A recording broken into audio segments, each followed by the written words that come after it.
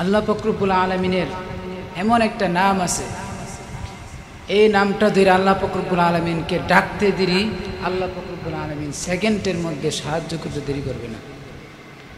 যত কঠিনের চাইতে কঠিন বিপদে পড়েন না কেন, যত বড়ই বালা মুসিবতের মধ্যে পড়েন না কেন, আল্লাহ পাক রব্বুল আলামিনের এই নামটা ধরে ডাকতে দিলে আল্লাহ পাক রব্বুল আলামিন আপনাকে সেকেন্ডের মধ্যে, মুহূর্তের মধ্যে আল্লাহ পাক রব্বুল আপনাকে সাহায্য করতে দেরি করবেন না।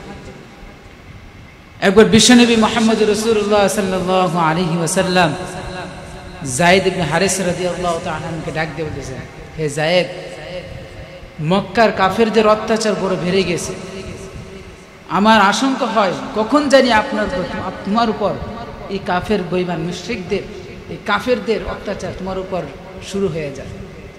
হে যায়েদ, তুমি এক কাম করো, তুমি মদিনা, এই মক্কা ছেড়ে মদিনাতে হিজরত করো, মদিনাতে সফর করো, মদিনা চলে যাও। তখন হযরত যায়েদ রাদিয়াল্লাহু তাআলা আনহু বিশ্বনবী মুহাম্মদ রাসূলুল্লাহ সাল্লাল্লাহু আলাইহি ওয়াসাল্লামের দিকে তাকায়া তাকায়া বলেন, ইয়া রাসূলুল্লাহ, ইয়া হাবিবাল্লাহ, ইয়া রাহমাতাল লিল আলামিন, আমি জানি মক্কার মধ্যে কাফেরদের অত্যাচার বেড়ে গেছে, কিন্তু ইয়া রাসূলুল্লাহ, ইয়া হাবিবাল্লাহ, ইয়া রাহমাতাল লিল আলামিন, আমি যে আপনাকে বড় ভালোবাসি, আমি আপনাকে ছাড়া মদিনায় গিয়ে কিভাবে থাকবো। বিশ্বনবী মুহাম্মদ রাসূলুল্লাহ সাল্লাল্লাহু আলাইহি ওয়াসাল্লাম যায়েদ ইবনে হারিস রাদিয়াল্লাহু তাআলা আনহুকে ডাক দিয়ে বলেন, হে যায়েদ, কোনো সমস্যা নাই, তুমি মদিনায় যাও, আমি অল্প কিছু দিনের মধ্যেই তোমার সাথে দেখা করব, অল্প কিছু দিনের মধ্যেই আমি তোমার সাথে দেখা করব ইনশাআল্লাহ। যায়েদ, যাও, তুমি এত চিন্তা করে না, টেনশন করে না, আমি জানি তুমি আমাকে বড় ভালোবাসো, আমিও তোমাকে অনেক ভালোবাসি। আর মক্কার কাফের বেঈমান মুশরিকরা যে তোমার উপর অত্যাচার করে, তোমার উপর অত্যাচার করে, আমি সহ্য করতে পারবো না। কারণ যায়েদ, আমি যে তোমাকে বড় ভালোবাসি, তোমাকে আমি অনেক মহব্বত করি, ভালোবাসি, যায়েদ, আমি সহ্য করতে পারবো না। যাও যায়েদ, এই মক্কা ছেড়ে মদিনায় যাও, আমি অল্প কিছুদিনের মধ্যেই আমি তোমার সাথে সাক্ষাৎ করবো ইনশাআল্লাহ। এই কথা বলার পরে যায়েদ রাদিয়াল্লাহু তাআলা আনহু এই মক্কা ছেড়ে মদিনায় হিজরত করলেন। যখন মদিনায় সফর করবেন, প্রস্তুতি নেবেন, প্রস্তুতি নেওয়ার সময় একজন সাদা জুব্বা পরিহিত, মাথায় পাগড়ি, লম্বা দাড়ি, সুন্দর চেহারা, লম্বা লম্বা লম্বা জুব্বা পরিহিত, মাথার মধ্যে লম্বা পাগড়ি, মাথার মধ্যে চাপ দাড়ি, আয়া বলতেছে, হে যায়েদ, তুমি কোথায় যাও? যায়েদ রাদিয়াল্লাহু তাআলা আনহু তো সরল মন, যায়েদ রাদিয়াল্লাহু তাআলা আনহু বললেন, হে ভাই, আমি মদিনায় যাইতেছি, মদিনায় সফর করতেছি। তখন ওই লোকটা বলে, হে ভাই, আমিও মদিনায় যাব, চলো দুইজন একসাথে সফর করি। তখন যায়েদ রাদিয়াল্লাহু তাআলা আনহু তো অনেক আনন্দিত হয়ে গেলেন, যেখানে আমি একা সফর করতেছিলাম, এখন আমার একজন সঙ্গী হয়েছে, সাথী হয়েছে, দুইজন একসাথে সফর করব, অনেক ভালোই হবে। কিন্তু ওই লোকটা যে মুনাফিক ছিল, যায়েদ রাদিয়াল্লাহু তাআলা আনহু তা বুঝতে পারে নাই। যায়েদ রাদিয়াল্লাহু তাআলা বুঝতে পারে নাই যে সে মুনাফিক ছিল। দুইজন একসাথে সফর করতে করতে করতে করতে মরুভূমির পথ পাড়ি দিতে দিতে মক্কা থেকে মদিনায় অনেক বড় রাস্তা, কয়েক দিনের কয়েক রাত্রের পথ। তখন যায়েদ রাদিয়াল্লাহু তাআলা ওই মরুভূমির পথ পাড়ি দিতে দিতে এক সময় বিশাল ক্লান্ত হয়ে পড়লেন, অনেক ক্লান্ত হয়ে পড়লেন। তখন ওই লোকটাকে বলে, ভাই, এই মরুভূমির পথ চলতে চলতে চলতে চলতে বড় ক্লান্ত হয়ে গেছি, চলো ভাই, একটা গুহার মধ্যে আমরা আশ্রয় নেই, কিছু সময় আমরা বিশ্রাম করি, কিছু সময় আমরা রেস্ট করি। কারণ এত বড় রাস্তা, কয়েক দিন কয়েক রাত্রের রাস্তা, আমরা যেভাবে হাঁটতে থাকি তাহলে আমরা অসুস্থ হয়ে যাব, দুর্বল হয়ে যাব, চলেন একসাথে একটা গুহার মধ্যে গিয়ে আমরা আশ্রয় নেই। তখন ওই লোকটা বলে, আচ্ছা ঠিক আছে যায়েদ, কোনো সমস্যা নাই, চলো একটা গুহার মধ্যে আশ্রয় নেই। তখন ওই মরুভূমির মধ্যে একটা গুহার মধ্যে ঢুকলেন, গুহার মধ্যে আশ্রয় নিলেন। হযরত যায়েদ রাদিয়াল্লাহু তাআলা আনহুর শরীর ছিল অত্যন্ত ক্লান্ত, পরিশ্রমিক ক্লান্ত শরীর নিয়ে এই গুহার ভিতরে ঢুকলেন। আর গুহার মধ্যে বিশ্রাম করতে দেরি, শুইতে দেরি, যায়েদ রাদিয়াল্লাহু তাআলা আনহুর চোখে ঘুম আসতে দেরি হলো না। যায়েদ রাদিয়াল্লাহু তাআলা গুহার ভিতরে ঢুকলেন আর গুহার ভিতরে শুইলেন, আর সাথে সাথে ঘুম চলে আসলো, চোখে ঘুমায় গেলেন। তখন ওই মুনাফিকটা চিন্তা করলো, এখনই সুযোগ যায়েদকে হত্যা করার, এখনই সুযোগ। এই ঘুমান্ত অবস্থায় যদি আমি জায়েদকে হত্যা করে ফেলি তাহলে আমার কষ্ট হবে না, কষ্ট করে তাকে মারতে হবে না, তার সাথে যুদ্ধ করতে হবে না। আমাকে কয় এই সুযোগ পাইছে, এই সুযোগে তাকে হত্যা করে ফেলতে হবে। তখন যায়েদ রাদিয়াল্লাহু তাআলা ঘুমায় গেল। তখন ওই মুনাফিকটা যায়েদ রাদিয়াল্লাহু তাআলা দুইটা হাত, প্রথম দুইটা হাত বাঁধলো, তারপর দুইটা পাও বাঁধলো, বান্দার পর যায়েদ রাদিয়াল্লাহু তাআলা গলার মধ্যে তরবারি ধরলো, ছুরি ধরলো, গলার মধ্যে চালাবে অবস্থায় যায়েদ রাদিয়াল্লাহু তাআলা ঘুম ভেঙে গেল। ঘুম ভাঙার পরে দেখে তার হাত পাগুলি বাঁধা, তার গলার মধ্যে ছুরি ধরা। তখন যায়েদ রাদিয়াল্লাহু তাআলা বলেন, লিমা তাকতুলুনি, হে মুনাফিক, তুমি আমাকে কেন হত্যা করতে চাও? কি হয়েছে আমাকে কেন হত্যা করতে চাও? আমার অপরাধ কি?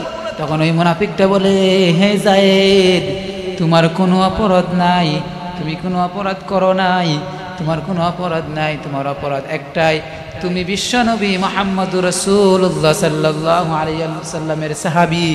আর হে যায়েদ, বিশ্বনবী মুহাম্মদুর রাসূলুল্লাহ সাল্লাল্লাহু আলাইহি ওয়াসাল্লাম তোমাকে বড় ভালোবাসে, তোমাকে বড় মহব্বত করে, তোমাকে বড় ভালোবাসে। আর আমি যদি তোমাকে হত্যা করি তাহলে মুহাম্মদুর রাসূলুল্লাহ সাল্লাল্লাহু আলাইহি ওয়াসাল্লাম কষ্ট পাবে। আর এই মুহাম্মদুর রাসূলুল্লাহ সাল্লাল্লাহু আলাইহি ওয়াসাল্লামকে কষ্ট দেওয়াই আমার কাজ। নাউজুবিল্লাহ। তুমি হে যায়েদ, তোমার কোনো অপরাধ নাই, তোমার অপরাধ একটাই, তুমি বিশ্বনবীর সাহাবী। আর তুমি বিশ্বনবীর সাহাবী না, তোমাকে বিশ্বনবী অনেক ভালোবাসে, মহব্বত করে। আর তোমাকে যদি আমি কতল করে ফেলি, হত্যা করে ফেলি, মুহাম্মদুর রাসূলুল্লাহ কষ্ট পাবে, আর তাকে কষ্ট দেয় আমার কাছে।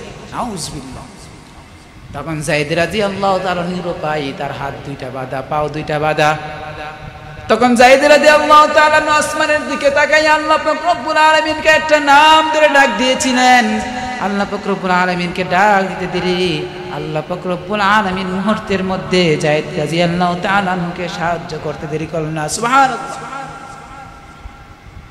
যায়েদ রাদিয়াল্লাহু তাআলা আসমানের দিকে তাকাইয়া বলে, হে আল্লাহ, হে রহমান, দুনিয়ার কোনো মানুষ আমাকে দেখুক আর না দেখুক, এই সুবিশাল মরুভূমির মধ্যে কেউ থাকুক বা না থাকুক, কেউ আমার আওয়াজ শুনুক আর না শুনুক, হে আল্লাহ, আপনি তো আমাকে দেখতেছেন, আপনি তো আমাকে শুনতেছেন। আগিসনি ইয়া রহমান, হে রহমান, আপনি আমাকে সাহায্য করুন, আপনি আমাকে সাহায্য করুন, আপনি আমাকে এই মুনাফিকের হাত থেকে বাঁচান। আগিসনি ইয়া রহমান বলে আল্লাহ পাক রব্বুল আলামিনকে ডাক দিতে দেরি আল্লাহ পাক রব্বুল আলামিন যায়েদ রাদিয়াল্লাহু তাআলা কে সাহায্য করতে দেরি করলেন না। আল্লাহ পাক রব্বুল আলামিন আরশে আজিম থেকে জিবরাইল আলাইহিস সালামকে ডাক দিয়ে বলেন, হে জিবরাইল, তুমি কোথায়? জিবরাইল আলাইহিস সালাম বলে, হে আল্লাহ, আমি সিদরাতুল মুনতাহা। আর সিদরাতুল মুনতাহা হলো 7 আসমান 7 জমিনের উপর, ওই সিদরাতুল মুনতাহা। জিবরাইল আলাইহিস সালামকে বলে, হে জিবরাইল, যায়েদ ওই মরুভূমির প্রান্তে ওই মুনাফিকের হাতে অনেক বড় বিপদে আছে, যাও যাও যায়েদকে বাঁচাও। এই কথা বলার পর যখন যায়েদ রাদিয়াল্লাহু তাআলা গলার মধ্যে ছুরিটা চালাবে এমত অবস্থায় এই সিদরাতুল মুনতাহা থেকে হযরত জিবরাইল আলাইহিস সালাম বলে, লা তাকতুলহু বলে ধমক দেয়, হে মুনাফিক, তুমি তাকে হত্যা করিও না, লা তাকতুলহু, তুমি তাকে হত্যা করিও না। তখন মুনাফিকটা আশ্চর্য হয়ে গেল, এই মরুভূমির প্রান্তে আমি আর যায়েদ ছাড়া তো এই মরুভূমির মধ্যে কেউ নাই, তাহলে আমাকে কে ধমক দিল? কার এত বড় সাহস আমাকে ধমক দেয়? এই কথা বলে যায়েদ রাদিয়াল্লাহু তাআলা কে গুহার ভিতরে রেখে ওই মুনাফিকটা বার হয়ে গুহার থেকে বের হলো। বের হওয়ার পর এদিক সেদিক তাকায়া দেখে কেউ নাই, এদিক সেদিক তাকায়া দেখে কেউ নাই, কাউকে দেখা যায় না। তখন বলে, আমাকে কে ধমক দিল? কার এত বড় সাহস এই মরুভূমির প্রান্তে আমাকে ধমক দাও? এই কথা বলে আবার গুহার ভিতরে প্রবেশ করলো। গুহার ভিতরে প্রবেশ করার পর আবার যায়েদ রাদিয়াল্লাহু তাআলা গলার মধ্যে ছুরিটা ধরলেন।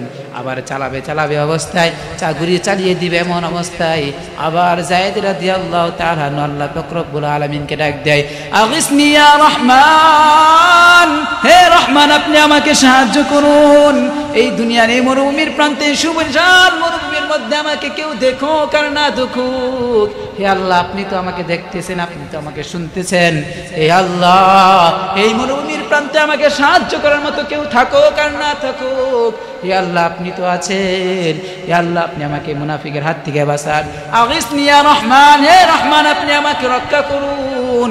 এই কথা বলতে দেরি আবার ওই জিবরাইল আলাইহিস সালাম প্রথম আসমান থেকে ওই মুনাফিককে ধমক দেয়, লা তাকতুলহু, তুমি তাকে হত্যা করিও না, লা তাকতুলহু, তুমি তাকে হত্যা করিও না।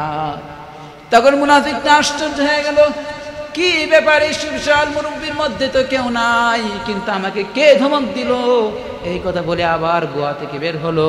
গুহা থেকে বের হওয়ার পর এদিক সেদিক তাকাইয়া দেখলো কেউ নাই, কেউ তাকে দেখে না। এদিক সেদিক তাকাইয়া দেখে কেউ নাই। মুনাফিকরা চিন্তা করে আমাকে তাহলে ধমক দিল কে? আবার গুহার ভিতরে প্রবেশ করলো।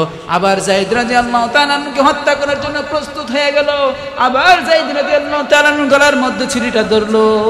ধরে যখন গুলিটা চালাবে অবস্থায় আল্লাহ পাক রব্বুল আলামিনকে ডাক দেয়, আগিসনি ইয়া রহমান, হে রহমান আপনি আমাকে সাহায্য করুন, হে রহমান আপনি আমাকে সাহায্য করুন। তখন জিবরাইল আলাইহিস সালাম মরুভূমির প্রান্তে চলে আসলো। আর মরুভূমি আয়েশা গুহার বাইরে থেকে মুনাফিককে ধমক দেয়, লা তাকতুলহু, তুমি তাকে হত্যা করিও না, লা তাকতুলহু, তুমি তাকে হত্যা করিও না। এই কথা বলার পর মুনাফিক আবার গুহা থেকে বের হলো। মুনাফিকটা গুহা থেকে বের হতে দেরি জিবরাইল আলাইহিস সালাম তার মাথার মধ্যে ধরে তার কল্লাটা ফালাইতে দেরি করলো না। তার শরীর থেকে তার গর্দানটা, কল্লাটাকে আলাদা করে ফেললো। আর ওইদিকে যায়েদ রাদিয়াল্লাহু তাআলা ওই গুহার ভিতরে বাঁধানো অবস্থায় পড়ে আছে। আর যদি জিবরাইল আলাইহিস সালাম গুহার ভিতরে প্রবেশ করলেন, হাতের বাঁধনগুলি খুলে দিলেন, যায়েদ রাদিয়াল্লাহু তাআলা পায়ের বাঁধনগুলি খুলে দিলেন। খুলে দেওয়ার পর যায়েদ রাদিয়াল্লাহু তাআলা গুহার ভিতর থেকে বের করলেন। বের করে যায়েদ রাদিয়াল্লাহু তাআলা তাকায় দেখেন সুন্দর সাদা জুব্বা পরিহিত, নীল পাগড়ি পরিহিত একজন যুবক, হাতে তরবারি একটা ঘোড়া নিয়ে আসছে। তখন যায়েদ রাদিয়াল্লাহু তাআলা জিজ্ঞাসা করে, হে ভাই, হে যুবক ভাই, আপনি কে? এই সুবিশাল মরুভূমির প্রান্তে আমাকে সাহায্য করার মতো তো কেউ ছিল না, তুমি কোথায় থেকে আসলে? এত সুন্দর চেহারা তোমার, এত সুবিশাল শরীর তোমার, এত সুন্দর তোমাকে দেখতে। হে ভাই, এত সুন্দর পাগড়ি পরিহিত, এত সুন্দর জুব্বা পরিহিত, এত সুন্দর যুবক তো আমি আগে কখনো দেখি নাই। হে ভাই, আপনি কে? কি আপনার পরিচয়? আপনি কোথায় থেকে আসছেন? এই মরুভূমির প্রান্তে আমাকে সাহায্য করার মতো তো কেউ ছিল না, আপনি কোথায় থেকে আসছেন? কে আপনি? আমাকে এত বড় উপকার করলেন, এত বড় সাহায্য আপনি আমাকে করলেন, কে আপনি? হযরত জিবরাইল আলাইহিস সালাম যায়েদ রাদিয়াল্লাহু তাআলা আনহু বলেন, আনা জিবরাইল, আমি জিবরাইল। এ যায়েদ, আমি জিবরাইল। এ যায়েদ, তুমি যখন প্রথমবার আল্লাহ পাক রব্বুল আলামিনকে ডাক দিয়েছো, আগিসনি ইয়া রহমান, তখন আমি সিদরাতুল মুনতাহা থেকে আমি ওই মুনাফিককে ধমক দিয়েছি, লা তাকতুলহু, তুমি তাকে হত্যা করিও না। যখন দ্বিতীয়বার তুমি আল্লাহ পাক রব্বুল আলামিনকে ডাক দিয়েছো, আগিসনি ইয়া রহমান, হে রহমান আপনি আমাকে সাহায্য করুন, তখন আমি প্রথম আসমানে চলে আসছি। আর প্রথম আসমান থেকে আমি ওই মুনাফিককে ধমক দিয়েছি, লা তাকতুলহু, তুমি তাকে হত্যা করিও না, তুমি তাকে হত্যা করিও না।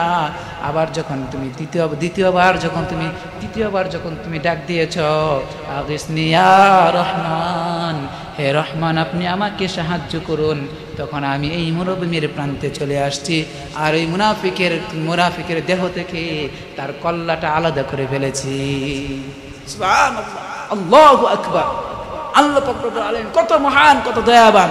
বলছে আগিসনি ইয়া রহমান বলে ডাক দিতে দেরি, আল্লাহ পাক রব্বুল আলামিন সাহায্য করতে দেরি না। আর এই আগিসনি ইয়া রহমান বলে যদি কেউ ডাক দেয়, আল্লাহ পাক রব্বুল আলামিন ইয়াকিনের সাথে, বিশ্বাসের সাথে আল্লাহ পাক রব্বুল আলামিনের কাছে সাহায্য চা, আল্লাহ পাক রব্বুল আলামিন বলেন সাহায্য চাইতে দেরি, আমি আল্লাহ তাকে সাহায্য করতে দেরি করব না। আগিসনি ইয়া রহমান বিশ্বাসের সাথে, ইয়াকিনের সাথে যদি কেউ পড়ে আর আল্লাহ পাক রব্বুল আলামিনকে আগিসনি ইয়া রহমান বলে ডাক দেয়, যত কঠিন বিপদে পড়েন না কেন, কঠিনের চাইতে কঠিন যত বড় মালা মুসিবতের মধ্যে পড়েন না কেন, যত বিপদের মধ্যে পড়েন না কেন, আল্লাহ পাক রব্বুল আলামিনকে ডাক দিতে দেরি হবে, আল্লাহ পাক রব্বুল আলামিন আপনাকে সাহায্য করতে দেরি করবে না। এমনকি সেকেন্ডের মধ্যে আল্লাহ পাক রব্বুল আলামিন আপনাকে সাহায্য করবে।